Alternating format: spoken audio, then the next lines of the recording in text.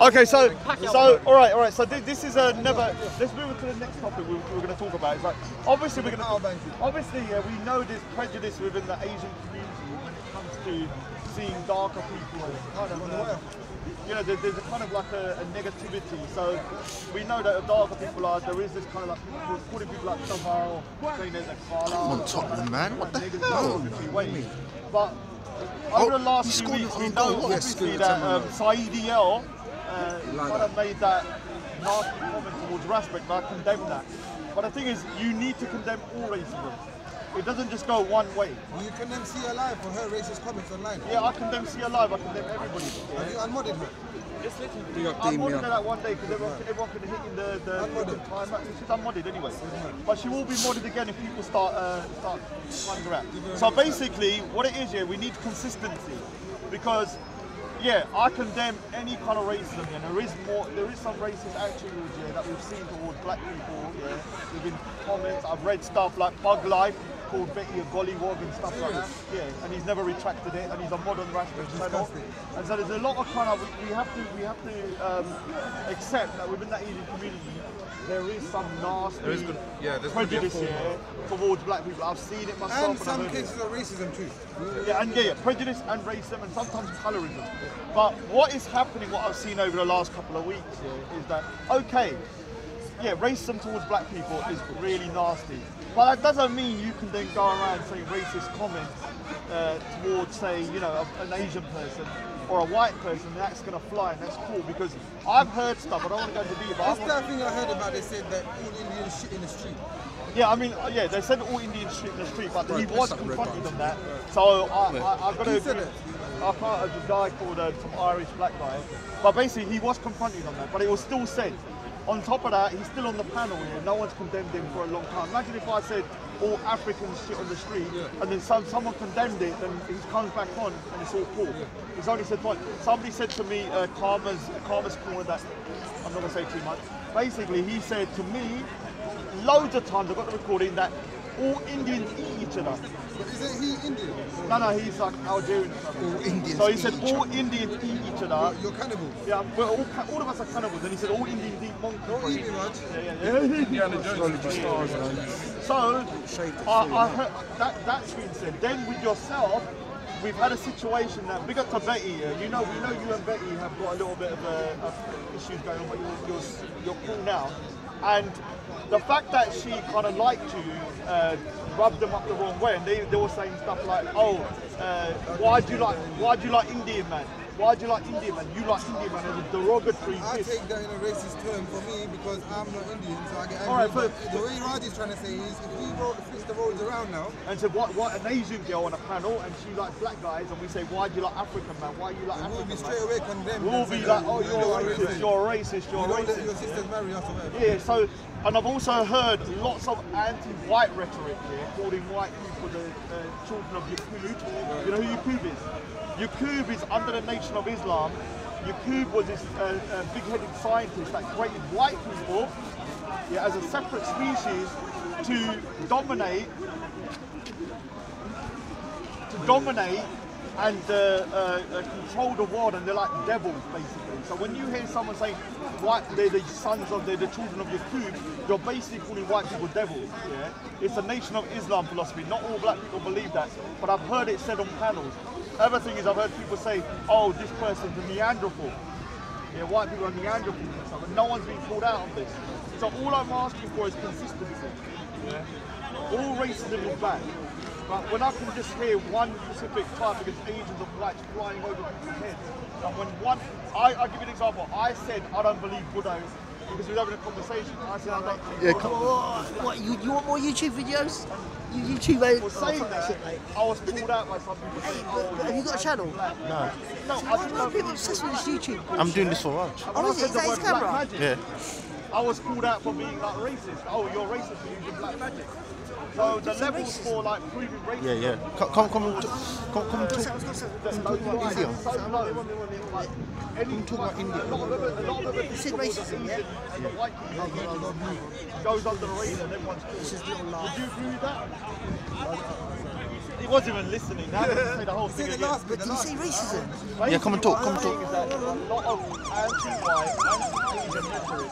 I agree with that. That is allowed to happen. And the thing is, it's always reversed. It's not racism. Yeah, yeah. Yeah, and not just condemned for one time. We'll be condemned for like weeks and weeks. Well, why did you say this? Why did you say that? And also, like, when that happens, and if anybody tries to defend that person and say, oh, leave it out, that person will start getting condemned too. Yeah. So they, you don't like say you done something like that, and then after you apologize, you still get attacked and outcome and say, Urdu, Punjab? Which is your language? We're not going to go into like Saad now, in my opinion, said something. But I know a little bit of different languages, just a little bit like Bringing someone's We miss you, But we're Buku. talking about more the kind of like We miss you, Buku. conversations we're having on these We? Yeah, most people could. Yeah. So one of the things was I heard this. What was that? I heard some viral comments about you. I don't know if you were talking about what they said about you should have been. Oh, we're just not going there because that's not from a racial point of view. And we still speak about India. Is it about India? India, that's Pakistan. Oh, that's India, I really. mean, that's Yeah. yeah, maybe the I'm from India. Are you from India? Serious? Serious? What When I part? go into the panel, You know, I don't really associate. Kundal. Alright. I'm joking. No, do you know what? There's a lot of people from India. Like, India's like mixed country. There's quite a lot. Like, do you know about Mauritius? Yeah. Yeah, that's a mixed country as well. They got Chinese. They got black people. They got white people. They got Asian people. Everyone there. Yeah, I know that. But do you know Mauritius don't have no one there? It's full of birds. Birds. Yeah, full of birds. There's no human beings there. What? Yeah, there's no human beings. Everyone went there. All I want to understand is that Yes, say that. when it comes to racism, it's something that we need to combat.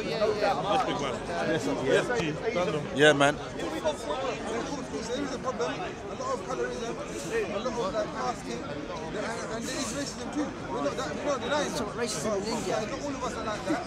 And the ones that are not like that, we're the first ones to condemn the brothers that are doing it. Am I right? If we see something wrong, Are you Patan? can't be like that. Nah, what's Patan? Huh? What is that? We don't like it. He's Patan. What is Patan?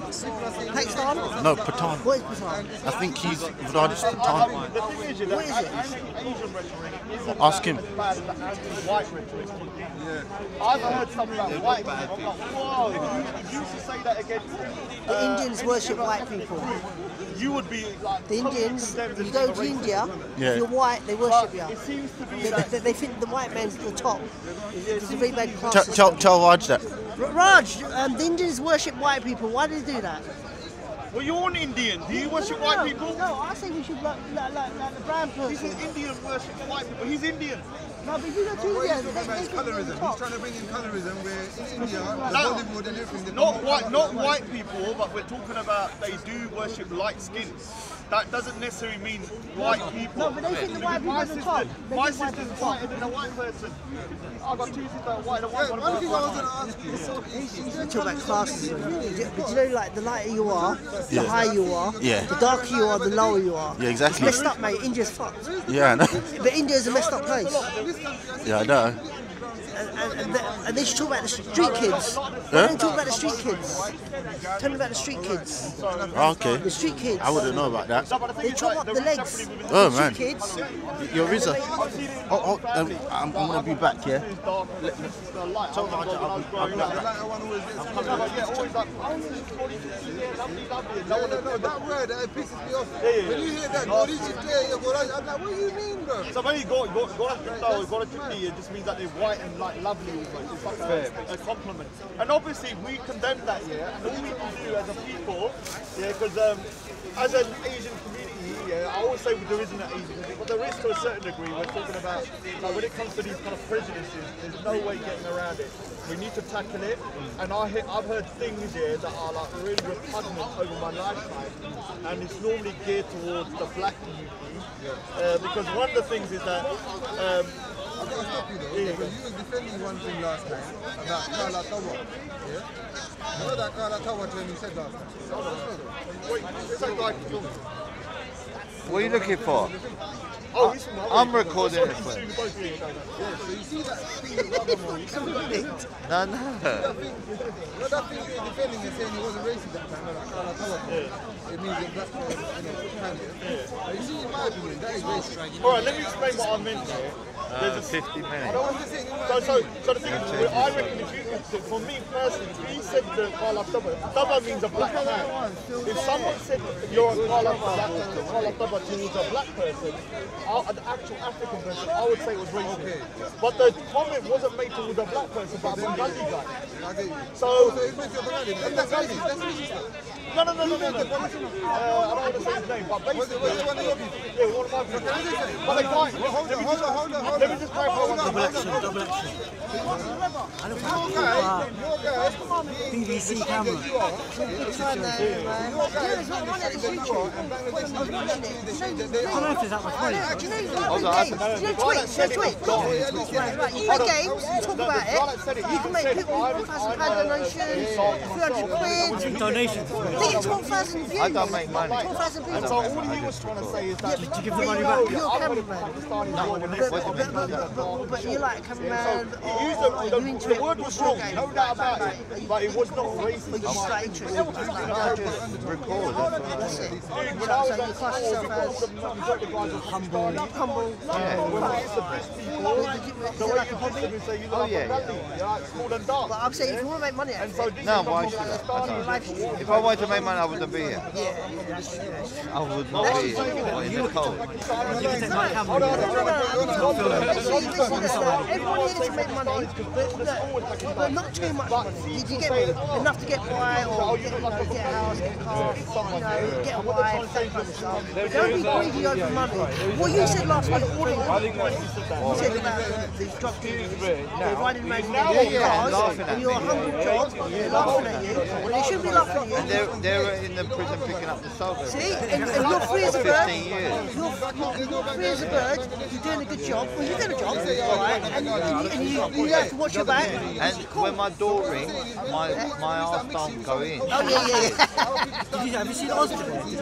Alright, so the thing is, when it comes to that particular comment, I think it's inappropriate and unacceptable. Oh, one name when you go in on Your skin colour, which is a black man.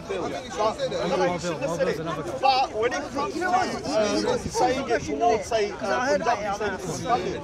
would be inappropriate and not the right thing to say, but it's not racist. Now, if the same person then says to a black person, because of the skin colour, I would say it's racist. It's definitely racist. He was not saying, he was just saying that a guy, the girl was body to female, she was a little bit lighter, and a guy who was like a double, and it's wrong to say that, I condemn that, but it's not racist. You know what was funny? That incident with that little idiot a couple of weeks ago. The next day, bro, everywhere the guy was. You're on BBC and Everywhere. And he was doing it. You know, he's part of BBC and The girl was like, I think he was part of BBC. No, you said what? He was. I apologise. Anyway, so he's not a thing. I said the word, I apologise. I didn't mean to say that. I just remembered what... And he's No, let me just explain. But that is racist. Hold on, let me explain. The reason why I said that is because I'm trying to remember the story. He said that the sister was... He don't appear 2 days later. And the girl that was going out on the dark side... They seen him now. And he says that... That's what I'm You know you film stupid. It doesn't go anywhere. But then what happened was a strange guy. This is the thing that we need to stop doing. Like, so I say this, that I've heard it a lot as well, even in my own circle that I've seen, that, you know, like, when someone's like, oh, is the boy, that's very lovely, and we just say, oh, it's really good. And this was like happening to marriage as well. Like, you'll see when people are trying to get married, what do they normally have on their wrist that they're busy with? Like, they watch the No. What do they normally have when it comes to description? If you go to shuddy.com, they have like 50 subcategories of skin colour. Wheatish, light wheatish, dark. But the thing is, that this is the problem. I'm not saying that, but basically, but the thing is, basically, so when we know that there is racism. I've seen it with my own eyes that when it comes to white people getting married into the community, our community lacks like, oh, it's totally fine. But I've seen, I've known circumstances of black people trying to Did you see my video? Yeah, that's what I'm saying. Yeah. and they've not been. That's the best thing. That was brilliant. I don't want to say the guy's name, but the guy in the past who got married to a sequel 15 years ago, and he was ostracized from the family for about 2 years. He was shunned, yeah, and I've seen it with somebody else I know as well, who was shunned for 25 years from the family. It's only now that he's speaking about it. So we agree here that there is definitely a problem with racism, with prejudice or colorism within our community. But like I said,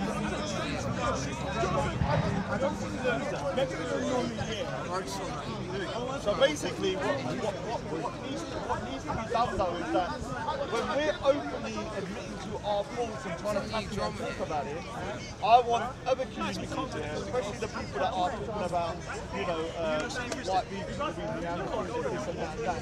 People need to start talking about that, like when people, oh yeah, you're an Indian, yeah, and kind of bashing you for making you like it. Really? Saying, oh, how can you like an Indian? Basically what you're saying is that, how can you like an Indian? Not saying when you say that, when you're like, oh yeah, you like an Indian, man. I heard the way they said it. Yeah, it's a good idea. It's a good idea. But that guy's not, he's not even a speaker, it's just a person who comes from Greece. Little Pakistani guy, quite small. Why do you like the Indian? This round, didn't it?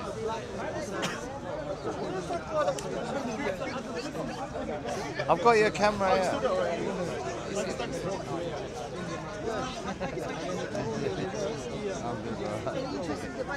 It says we're sick of We'll chat with Steve. Yeah. The rap, the blind one, that always had a glass. I can't remember. What's the shit about, bro? Oh yeah. Hypocrisy.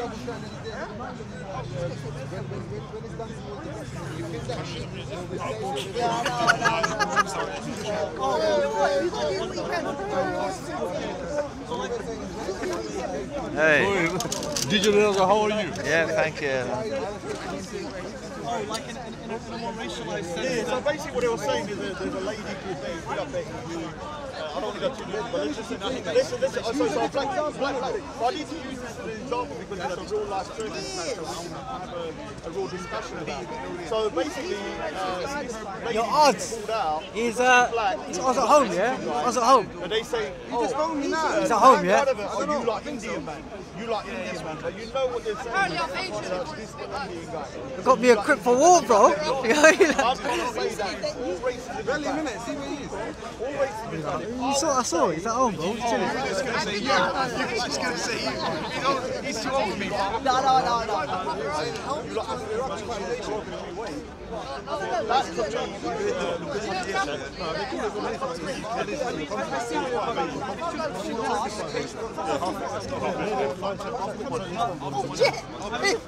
That's wicked. This is my old one. This is a beanie hat, yeah? The beanie hat? And then you can turn it into a valley. You can turn it into a zip on valley. Zip on it. Yeah, no, but they're good. I'm talking about it. And then you can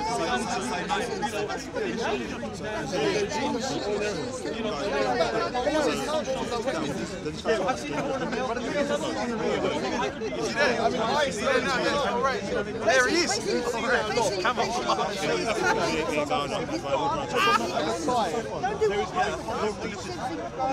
You're on his channel all the time. I'm sorry, I don't understand. So basically, there's a lot of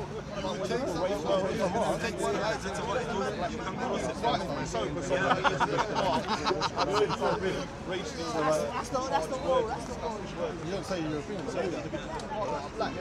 we condemn that whole of the but the thing is that as this is going along, You identify first as small white, then branch out. And switch the roles of white person and black person. You're full of racism. So what I'm trying to say is, what I'm trying to highlight is that, look, we're all concerned about racism more than not just this particular group is the only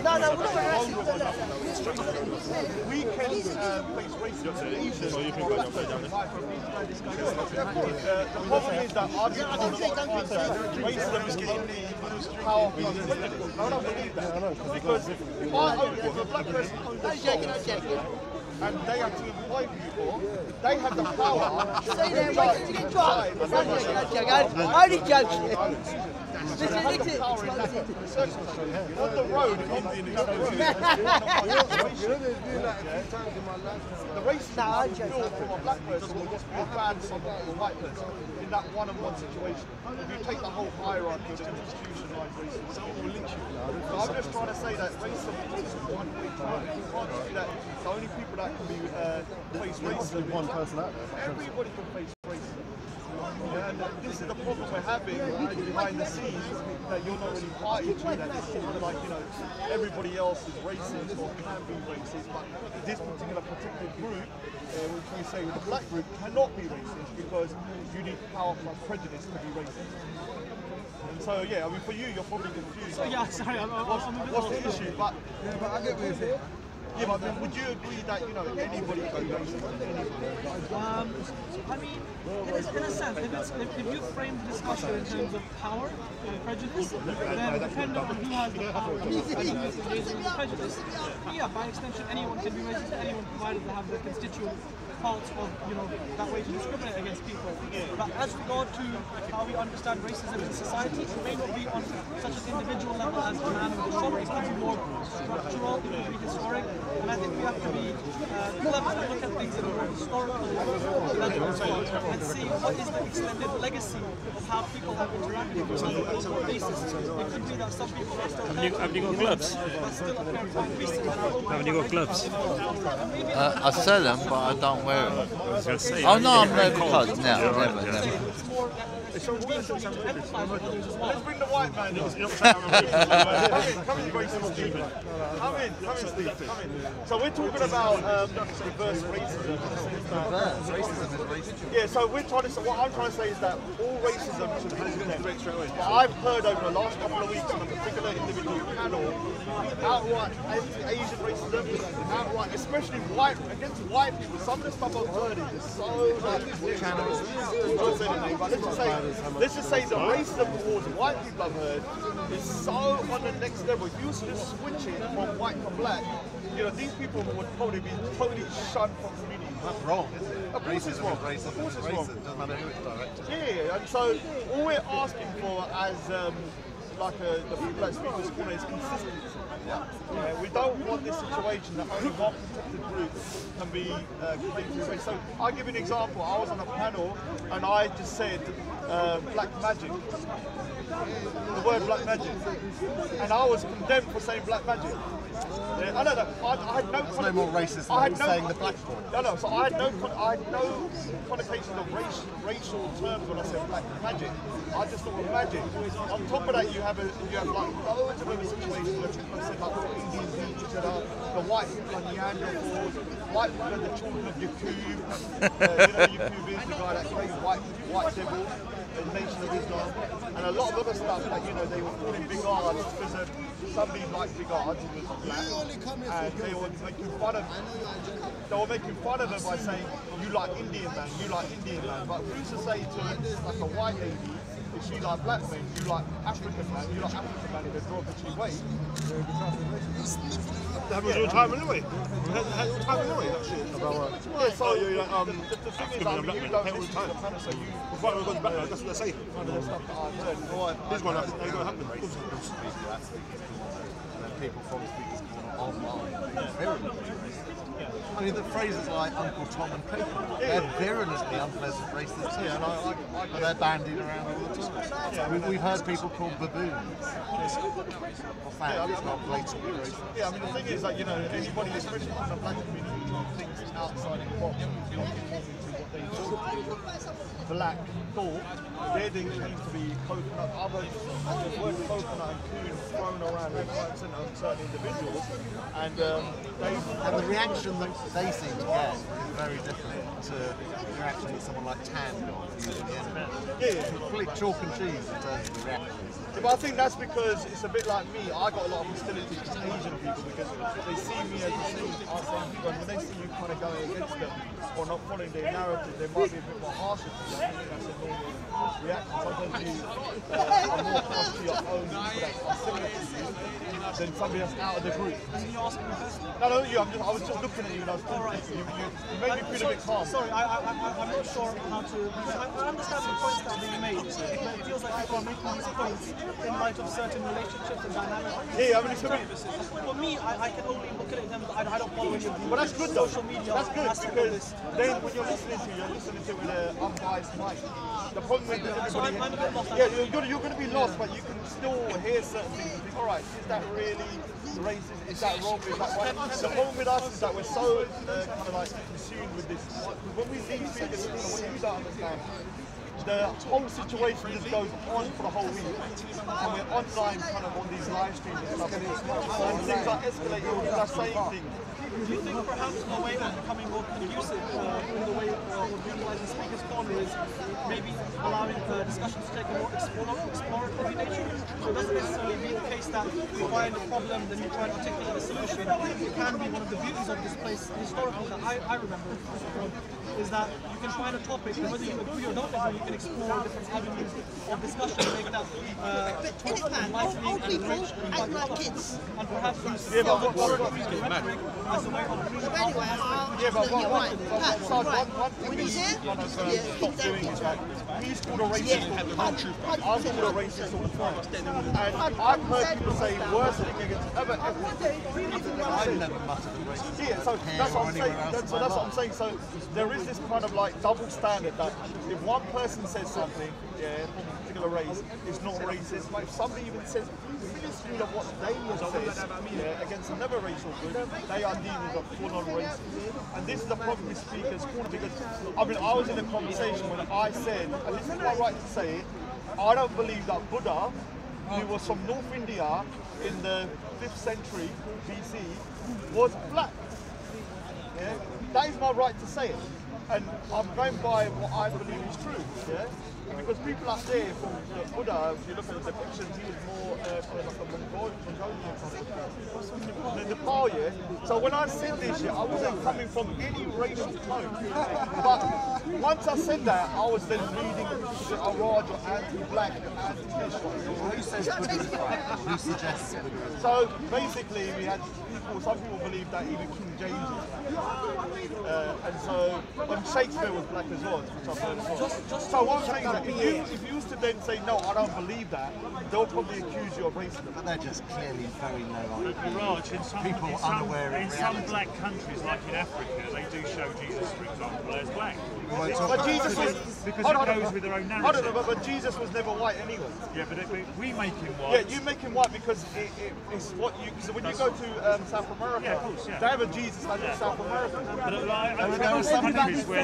I've travelled to countries where I've travelled to countries in Africa where they show Jesus as black. I've seen it. Well, there's nothing wrong with it. They just want it to look like how some people define black as non-white. It's clearly, in my view, a ridiculous definition. So they think Chinese are black, or they think Japanese are black. They've tried to change the reality of that word.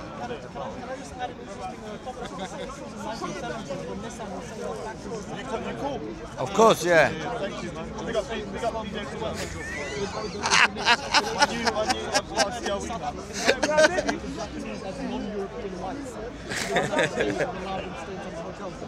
So is it possible that when you have these discussions, people use these terms as and when they please selectively, they redefine them often as well?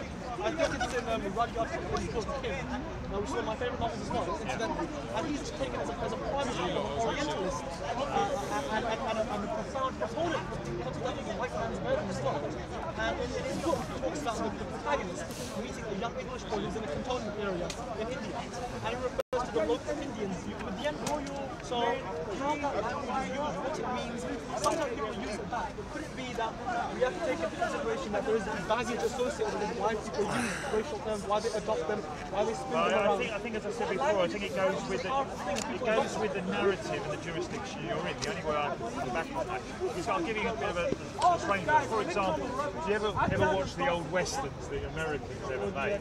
It was always the American cowboy who won and the Indians were the bad. You know, yeah, those sort of films. You actually look at it, it's always the Indians who look like the primitive fighters, and the great heroes always came out as cowboys.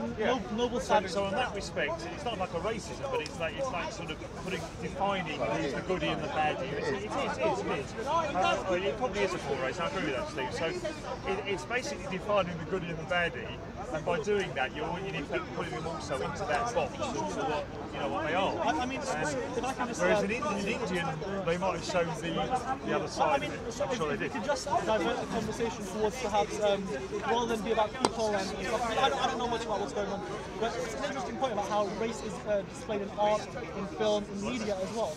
And it's interesting to see how the shift between racial narratives changed in Hollywood especially, and how that's permeated into other culture and back into film as well. It's an interesting point. There's had this whole issue recently about the black actors. The whole thing suddenly became about the black issue in Hollywood, and the whole thing, where they always looked that they were always given the parts of either the baddies or the lesser parts and so on like that. And then suddenly to counteract it, we've gone the other way, where there was almost like a racism against the white actors to elevate the black actors. So it is interesting that the way we counteract these things. But if some people would argue that perhaps from certain racial or national positions being in a position of established prominence all the time, for them to be shown less prominent in relation to others, they will always feel like to them they're being discriminated. Whether it's the playing field being level. I don't know if it was he played Ardz in Die Hard 1. I think it was him who was on one of these late night talk shows, and he spoke about how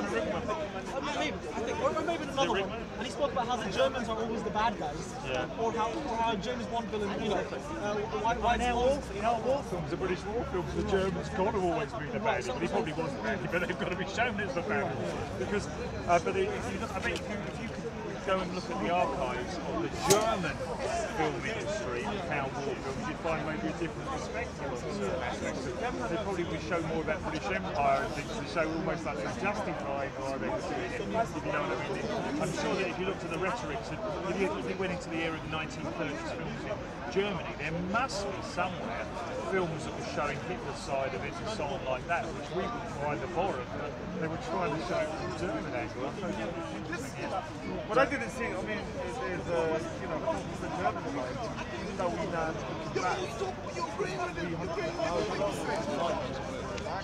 I guarantee you that the soldiers that were on the front line would have seen themselves as the soldiers that were fighting.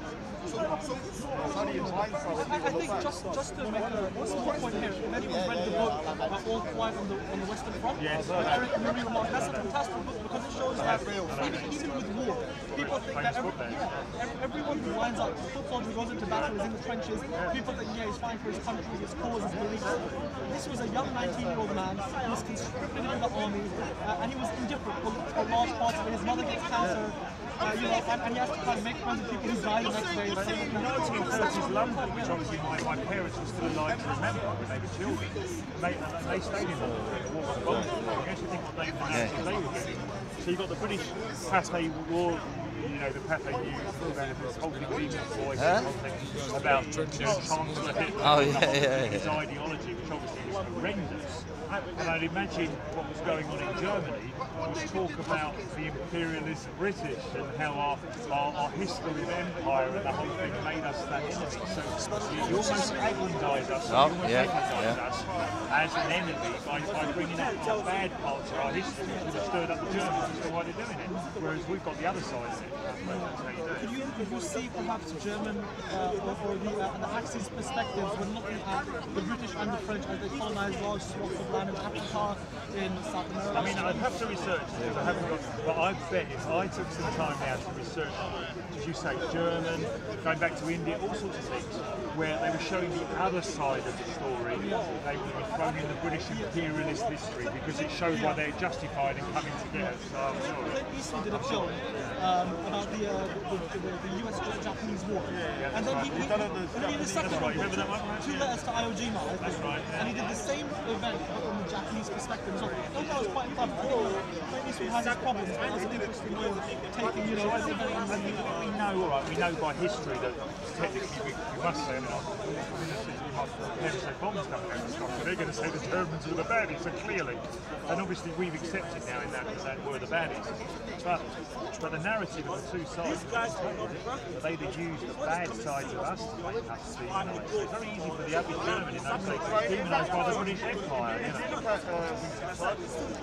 His ideology about human races wasn't like the case. In terms of his outlook on the world, yeah, he had quite a very strong angle on it. So it's only the fact that, you know, a lot of people look in hindsight and he was quite right. He was quite couldn't get me a flipping coffee on the UK and maintaining his status quo. But he still did the right thing, maybe not for the right reason. But if I wanted to whip up 19, you know, the Weimar, when it was over to Hitler comes and takes over the Weimar Republic, so goes into then obviously hits Germany. That's a very clever way to whip up on give an example of rationale of why we're trying to kill the Jews, they also chase that, why we're trying to exterminate them, why we're trying to push them, they get the Jews. Because big up DJ Rizzo working for me now. Yeah, all that, people that thing. He was obviously had the other side of the story desperately. And from the British angle, very easy to pick on 25 years ago from New York. The end of an empire nation. Yeah, it's all ducked down, it's got furry puppies, everything. For the average German, this is why we're going to go and bomb their city and take it because they're an empire. Whereas we saw ourselves as a free nation, they saw they were almost liberated from an empire, which is, you can see how they could easily change the narrative. Of course, they get all this support. If you whip up the crowd, they agree. They're coming next week. I'm going to wrap it up. What we'll do is she does the conversation again. You're excited about it. It'll be nice to get you in. I want to make you learn more stuff about India. coming on it. No, it's cool, it's cool. So, Yeah, but it's apparently better. I'm going to wrap up this section. And what we do is obviously we're going to... She's a hacker as well now. She knows all about IP addresses. You know, there's software that show that you're a fucking character. You know, in New York. I can use a VPN. I've got no code for fucking Brazil. It takes me like a minute. Have a brief background and do that projection. Like, Both sides got The Christ Redeemer. have a couple of child soldiers walking at the back. I'd like to learn that because I mean, I mean, you can come on my show. The discussion has to be framed in terms of an adversarial nature. So you have an opposing side. Sometimes you can have mutual ground when we go to agree, but also you can share experiences and then, exchanging empathy. I just had an interview with that Yes. big up and big up to CRE as well. Thank you. And big up to DJ Rizzo for holding my camera. Big up, big up. Thanks a lot, man. Thanks a lot, bro. Oh, good man. Hey.